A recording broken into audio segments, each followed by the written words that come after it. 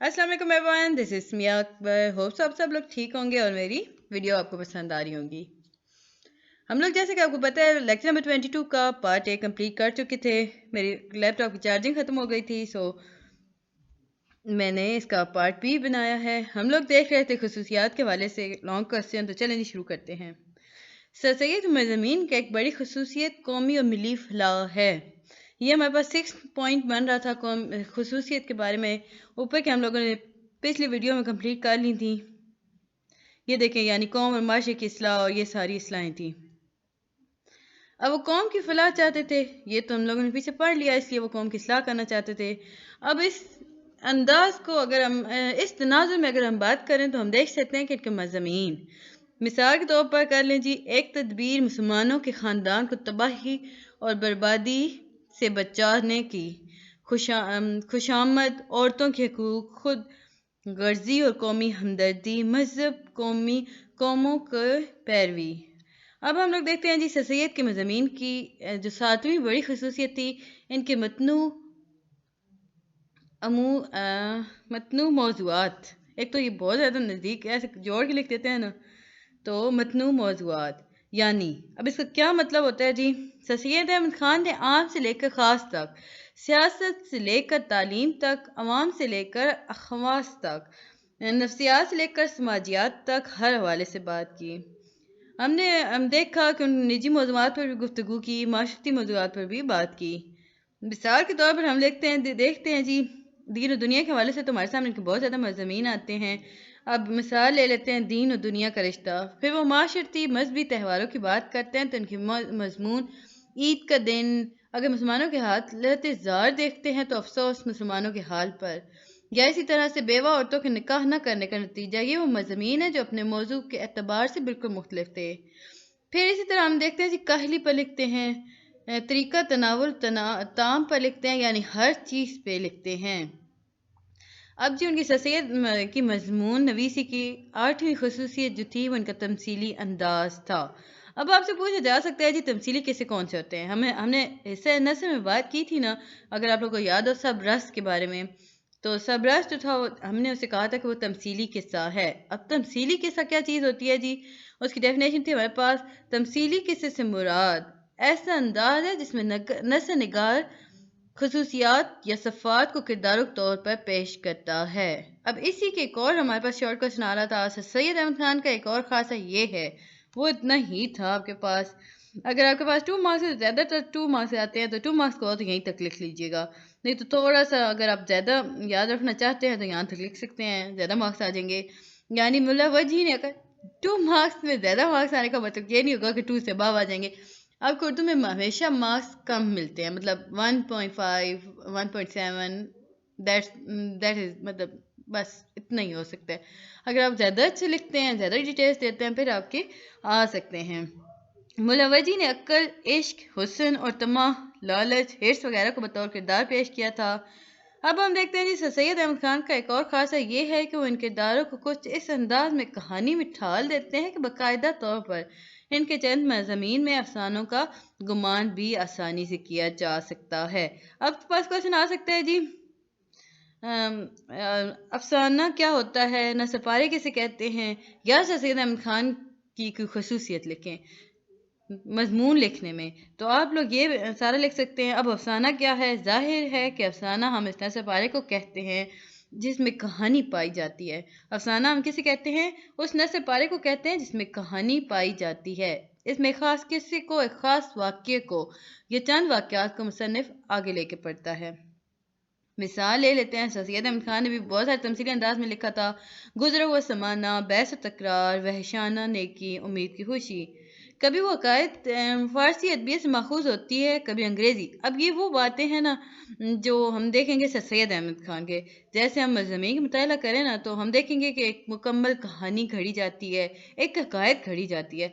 कभी वो हकायत फ़ारसी से होती है, कभी अंग्रेज़ी अदब से माखूज़ होती है, कभी खुद साख्ता भी होती है जी, और तवज़ात भी होती है। लेकिन इनका बुनियादी मकसद कहानी गढ़ना नहीं होता, बल्कि इनका बुनियादी मकसद अफसानों या इन अफसानवी माहौल पैदा करना नहीं होता, बल्कि वो बुनियादी तौर पर अपने मकसद को नए अंदाज में लेकर आगे चलते हैं, जो شاید بعض اوقات انہیں مضمون کی صورت میں سپاٹ یا کھردرا یا بے مزہ یا بے لطف محسوس ہو سکتا ہے۔ چنانچہ سر سید نے بھی بہت زیادہ تجربات کیے تھے۔ اب ہم ان کی نویں خصوصیت دیکھتے ہیں، وہ ہے جی ان کی پرتاثر اثر انگیزی۔ اب اثر انگیزی کو ہم نے سر سید احمد خان کے اسلوبیاتی یا موضوعان نویسی کی خصوصیت اس لیے گردانا کہ سر سید کے اسلوب جو تھے نا، وہ مضامین جو انہوں نے لکھے تھے وہ اردو نثر کو بہت کش دیا۔ اور یہ تھا جی ہمارا، نہیں ابھی ہے، میں نے کہا ختم ہو گیا۔ یہ ہے جی ہمارے پاس، یوں ہم دیکھتے ہیں مولوی چراغ حسن جیسے لوگوں نے مضمون نویسی سے ان کا مقصد کو آگے بڑھایا۔ اب یہ سر سید احمد خان کے جو مقصد کو آگے بڑھایا تھا وہ کنہوں نے بنایا تھا؟ مولوی چراغ حسن جیسے لوگوں نے۔ ہم پیچھے پورا ڈیٹیل میں پڑھ چکے ہیں، آپ کو یاد ہونا چاہیے جنہوں نے بڑھایا تھا۔ سو یہ یہاں پر ہم تھوڑا زیادہ جو بہت امپورٹنٹ چیز تھی وہ نکال کے لائے ہیں اس چیپٹر میں یہ لوگ۔ اب یہ سر سید تھے کہ جنہوں نے ایک پوری تحریک کو جنم دیا۔ شارٹ کوسچن ہو سکتا ہے جی کس تحریک کو جنم دیا، یا کون سی تحریک، مطلب وہ کون تھے جنہوں نے ایک پوری تحریک کو جنم دیا؟ تو آپ لکھ سکتے ہیں سر سید احمد خان تھے جنہوں نے پوری تحریک کو جنم دیا۔ اس کے بعد ہم دیکھتے ہیں جی یہ حیات غالب اسد اللہ خان پہ، جیسے ہم دیکھتے ہیں نا بھائی سر سید احمد خان نے بھی سوانے لکھے تھے، جیسے ہم نے پیچھے پڑھا تھا مولانا الطاف حسین حالی نے سوانے لکھے، یعنی اب جاوید اقبال سر سید احمد خان پر لکھی گئی تھی، یہ کس نے لکھی تھی؟ حالی نے، یاد رکھیے گا۔ یا حیات غالب جو اسد اللہ خان پر لکھی گئی تھی، یا حیات سعدی، ان سب تحریروں میں، ان سب سوانح عمریوں میں ہم دیکھتے ہیں کہ سادگی اور سلاست کو خاص طور پر محفوظ رکھا گیا ہے۔ اب جو سر سید احمد خان ہیں جی وہ اپنے ہمیشہ مقصدیت کو اپنے پیش نظر رکھتے تھے، منطقیت ہمیشہ ان کی طرح رہتی ہے، وہ کبھی خیالی باتیں نہیں کرتے تھے، ان کی ہر بات پہ امید اور اصلاح واضح طور پر دیکھی جا سکتی ہے۔ اگر آپ ڈپٹی نذیر احمد کے ناولوں کو مطالعہ کریں نا تو آپ کو اندازہ ہوگا کہ وہ اصلاح کے لیے لکھنا چاہتے تھے۔ ہم نے جیسے پڑھا تھا ڈپٹی نذیر احمد کے اکبری اور عسکری، تو آپ کو یاد ہونا چاہیے اکبری اور عسکری ناول انہوں نے کس کی وجہ سے لکھا تھا؟ انہوں نے اپنی بیٹیوں کے اصلاح کے لیے۔ پھر تو وہ باقاعدہ طور پر باہر نکلا، ساروں کی اصلاح ہوئی، بٹ شروع میں اصلاح ہوئی تھی ان کی اپنی بیٹیوں کی۔ پھر میرات العروس ان کے سامنے آئی، اس میں بھی انہوں نے اپنی بیٹیوں کی اصلاح کیا، وہ انہوں نے بتایا کہ کون سی عادتیں مسلمان بیٹیوں میں ہونی چاہیے اور کون سی بری ہیں۔ پھر ہم دیکھتے ہیں شبلی نعمانی کی ہم نے بات کی تھی، انہوں نے سیرت النعمان لکھی تھی جس میں انہوں نے حضور اکرم صلی اللہ علیہ وسلم کی مکمل سیرت لکھی تھی، اور ایک ایسی شخصیت نے حضور اکرم صلی اللہ علیہ وسلم شخصیت لکھی جو ٹپیکل مولویت سے پاک تھا، شبلی مذہب کے قریب تھے۔ یاد رکھیے گا شبلی جو تھے وہ ٹپیکل مولوی نہیں تھے، یعنی ہر بات پہ دین دین دین کرنے والے مولوی۔ مطلب اب میں کیسا مولوی آپ کو بتاؤں، آپ لوگ خود اندازہ ہو گیا ہوگا کیسا مولوی ہوتا ہے، بٹ شبلی جو تھے وہ مذہب کے تو قریب تھے، بٹ وہ ٹپیکل مولویت سے پاک تھے۔ پھر انہوں نے دیکھا جی، ہم نے دیکھا کہ انہوں نے جدید تقاضوں اور جدید انداز کو مد نظر رکھتے ہوئے، پیش نظر رکھتے ہوئے سیرت النعمان لکھی تھی۔ اس کے علاوہ اگر ہم بات کریں تو عمر فاروق کی سیرت انہوں نے لکھی، یعنی شبلی نعمانی نے لکھی تھی۔ پھر انہوں نے عبدالعزیز کے بارے میں لکھا تھا، پھر انہوں نے عظیم ہستیوں، اسلامی تاریخ کی عظیم ہستیوں کی سیرت لکھ کے مسلمانوں کو آئینہ دکھانے کی کوشش کی تھی، جس سے وہ روح گردانی کر رہے تھے۔ انہوں نے مسلمانوں کو یہ دکھانے کی کوشش کی کہ ماضی کیا ہے اور اب وہ کیا ہیں۔ پھر ہم جی آگے چلتے ہیں، اگر ہم محمد حسین آزاد کی بات کریں نا تو انہوں نے تاریخ نویسی کے بارے میں کافی کام کیا۔ انہوں نے آب حیات کے نام سے کتاب لکھی، جسے ہم اردو کی کسی طور پر پہلی تاریخ بھی کہہ سکتے ہیں، یا ایسی دیکھیں یاد رکھیں سب رس تھی، وہ پہلی ادبی کتاب تھی۔ آب حیات جو ہے یہ وہ بک ہے جس پر تاریخ لکھی گئی تھی، جس کے اندر ہم کہہ سکتے ہیں کوئی بھی ایسی بک جس میں اردو کی پہلی تاریخ لکھی گئی تھی وہ آب حیات ہے، جو تذکروں اور تاریخ کے درمیان کی چیز تھی، یعنی اس میں کچھ تذکرے بھی ہمیں ملیں گے، کچھ تاریخ بھی ملے گی، یہ ان کے درمیان میں تھی۔ بٹ اگر اسپیسیفک کوشچن آپ کے پاس آتا ہے نا اس میں شارٹ کوشچن کہ وہ کون سی بک ہے جس میں تاریخ لکھی گئی مسلمانوں کے بارے میں، یا کون سی بک تھی جس میں اردو کے بارے میں تاریخ لکھی گئی تھی، تو آپ یاد رکھیے گا اس میں ہم لکھیں گے آب حیات۔ آب حیات ایک ایسی بک ہے نا جس میں ہمیں تاریخ بھی ملے گی اور تذکرے بھی ملیں گے، جس میں باقاعدہ طور پر اردو تاریخ نویسی کا آغاز ہوا۔ یاد رکھیں، دیکھیں میں نے ابھی آپ کو بتایا تھا نا، یہ یہاں پر آ گیا تھا جس میں باقاعدہ طور پر اردو میں تاریخ نویسی کا آغاز ہوا تھا۔ ادبی تاریخ نویسی کی طرف لوگوں نے توجہ شروع کی، پھر ان کے مضامین یعنی نیرنگ خیال میں پائے جانے والے نیرنگ خیال میں شامل تمثیلیں کہ جس میں انہوں نے مانوی اسلوب میں اپنے خاص مقاصد کو حاصل کرنے کی کوشش کی تھی۔ اب دیکھیں جی یہاں ہمیں پتہ چلتا ہے کہ وہ سر سید احمد خان جب ان کا پورا لیکچر پڑھ چکے ہیں نا، آپ لوگ اگر میری ویڈیو بیک کر کے دیکھیے گا نا تو آپ کو پتہ چلے گا، تو وہ کافی مخالف تھے سر سید احمد خان کے۔ ان میں کسی حد تک رومانیت بھی پائی جاتی تھی، حالانکہ سر سید جو تھے وہ قدرے خدرے پن کی طرف تھے، یعنی وہ ڈائریکٹ بات کیا کرتے تھے، اسٹریٹ فارورڈ تھے، وہ چاہتے تھے کہ مسلمان ادھر ادھر نہ جائیں، سیدھا اپنے مقصد کی طرف آ جائیں۔ بٹ جب ہم نے دیکھا یہ کون تھے، محمد حسین آزاد کی بات کی تھی نا ہم لوگوں نے، تو یہ وہ تو دیکھا تو ان میں تھوڑی سی رومانیت بھی پائی جاتی ہوگی اور یہ سب کچھ تھا۔ اب دیکھتے ہیں جی اکبر الہ آبادی کی بات کی جائے تو ہم تھوڑا تھوڑا اسٹیپ بائی اسٹیپ آگے بڑھ رہے ہیں نا۔ اکبر الہ آبادی کی شاعری کے حوالے سے بات کی جائے نا تو جو تمام عمر سر سید احمد کے مخالفوں میں شامل کیے گئے ہیں۔ اب ہمارے پاس سیکنڈ آگے ہیں اکبر الہ آبادی۔ یہ جو تھے نا محمد حسین آزاد، یہ شروع میں مخالفت کرتے ہیں، پھر آگے چل کے تھوڑی کام کرتے ہیں، بٹ جو سخت ترین مخالفت کر رہے تھے وہ اکبر الہ آبادی تھے۔ اب ہم نے ان کے مختلف قطار دیکھے جس میں انہوں نے ڈائریکٹ جا کے سر سید احمد خان پر تنقید کی تھی۔ ہم نے اب یہ سب کچھ پڑھا تھا اکبر الہ آبادی کے لیکچر میں۔ وہ ان کے کام سے تو اختلاف نہیں کرتے تھے، بٹ ان کے نظریات سے کیا کرتے تھے۔ دونوں کا مقصد ایک تھا کہ مسلمان جاگ جائیں، بٹ سر سید کہتے تھے کہ وہ انگریزوں کے ساتھ انگریزی ادب سیکھیں، اور اکبر آبادی کہتے تھے مسلمان اپنا ماضی یاد رکھیں۔ اب اکبر آبادی وہ تھے جنہیں طنز و ظرافت پر مبنی ادب ہمارے سامنے لائے تھے۔ منشی سجاد حسین کی اگر ہم بات کریں، جنہوں نے عہد پنج میں کام کیا تھا، ان کا نام آتا ہے، اور عہد پنج اخبار، یہ اخبار ہے جی عہد پنج، اس میں کام کیا تھا منشی سجاد حسین نے، یعنی بذات خود، یعنی عہد پنج ایک ایسا اخبار تھا جو سر سید تحریک کی یا کسی حد تک ہم کہہ سکتے ہیں کہ رد میں سامنے آیا تھا۔ کافی امپورٹنٹ تھا، میں نے اسے انڈر لائن نہیں آپ کو بتایا نہیں کہ بھی شارٹ ہو سکتا ہے کہ نہیں، کیونکہ یہ ایم سی کیوز میں بھی آ سکتا تھا۔ وہ کون سا کوشچن اگر کر دیں وہ کون سا اخبار تھا جو سر سید کی کھلم کھلا مخالفت میں آیا تھا، تو یاد رکھیے گا وہ عہد پنج نام کا اخبار تھا جس نے سر سید کی تحریک کو کسی حد تک رد کیا تھا۔ اب اگر ہم کہیں نا، اگر 19ویں صدی کے بعد 20ویں صدی کا آغاز ہوا تو علی گڑھ تحریک کے رد عمل میں رومانوی تحریک ابھری۔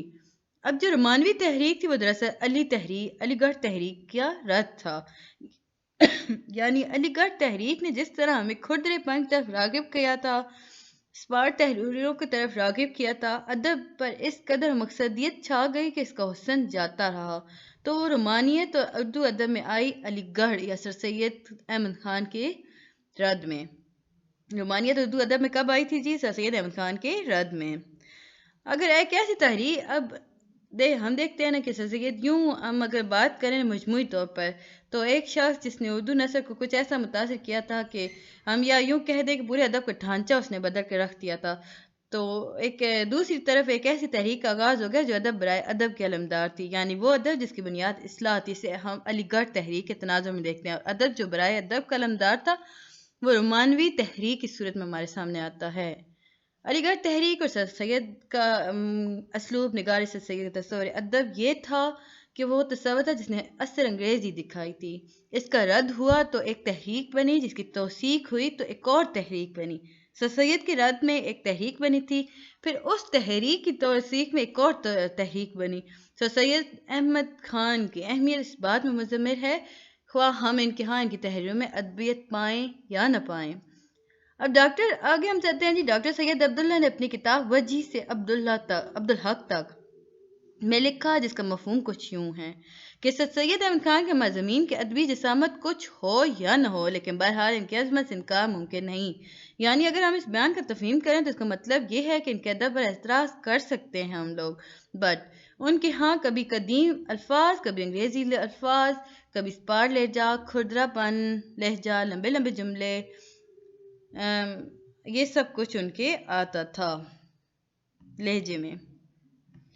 جیسے کہ ہم لوگ خود دیکھتے ہیں ان کی شاعری پڑھتے ہیں، کافی لمبے لمبے جملے ہوتے ہیں، انگلش کے الفاظ یوز ہوتے ہیں۔ حامد حسن قاضی اپنی کتاب داستان تاریخ اردو میں لکھتے ہیں۔ یہ امپورٹنٹ ہوتا ہے جی ایم سی کیوز وائز، کون سی کتاب میں لکھ رہے تھے، کس کتاب کا حوالہ ہے، 2 لائنیں یہاں سے چن سکتے ہیں، اس لیے آپ غور سے سنا کریں۔ ان کی زندگی سراسر عمل اور جدوجہد تھی۔ گائز میرے چینل کو سبسکرائب بھی کر دیا کریں۔ ابھی تک دیکھیں آپ لوگ کے ویوز کہاں چلے گئے ہیں اور سبسکرائبر کہاں کھڑے ہیں۔ کیا فائدہ میری اتنی محنت کرنے کا؟ انہوں نے آپ کائنڈلی ایک چھوٹا سا بٹن پریس کر دیا کریں، وہ سبسکرائب ہو جائے گا۔ انہوں نے حالی اور شبلی کی طرح کوئی شوقیہ کتاب نہیں لکھی تھی، ان کی تصانیف مقصدی تھیں۔ مقصد تھا مناظرہ اور مباحثہ، اصلاح اعمال، اخلاق، اشاعت، علم و تعلیم، فلاح قوم و مذہب۔ اس لیے تقریباً ہر جگہ ان کی تحریر میں خطابت اور صحافت نمایاں ہے، ہر جگہ ان کی قدامت جلوہ گر ہے۔ اب یہ کس نے کہا تھا جی؟ حامد حسن قادری نے، داستان تاریخ اردو میں۔